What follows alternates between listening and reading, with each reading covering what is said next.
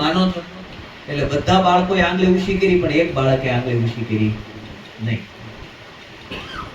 એટલે ગુરુ મહારાજ કે કેમ ભાઈ તું નથી માનતો કે આ બધી ખરાબ વસ્તુ કે બનાવી? કે ના બાપજી, એવું કાંઈ નથી, પણ મારે તમને આ જે તમે પ્રશ્ન પૂછો ને, પહેલા તમે પ્રશ્ન પૂછો કે આ સૃષ્ટિનું સર્જન પરમાત્માએ કર્યું, એટલે મેં કીધું હા. આમાં બધું સારું પરમાત્માએ બનાવ્યું, તો કે હા. તો તમે કીધું ખરાબ બધું પરમાત્માએ બનાવ્યું, એટલે મારે ઈ પ્રશ્ન ઉપર તમને પ્રશ્ન કરવો છે ગુરુજી. કે બોલને હું પ્રશ્ન કરવો છે તારે? એટલે ઓલા બાળકે જેને આંગળી ઊંચી નહોતી કરી એને પ્રશ્ન કર્યો કે બાપજી તમે માનો છો અંધારું છે? એટલે ગુરુજી કે હા, હું અંધારામાં જાઉં છું અને અંધારાનો મને અનુભવ થયો છે, એટલે હું માનું છું અંધારું છે. એવું હું માનું છું કે અંધારું છે. નહીં બાપજી, મારું માનવું એવું છે પ્રકાશની ગેરહાજરી છે, અંધારું છે.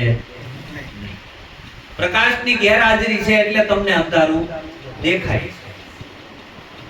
છે. કે બાપજી હવે બીજો પ્રશ્ન એક પૂછું તમને, તમે એવું માનો છો કે ઠંડીની હાજરી છે?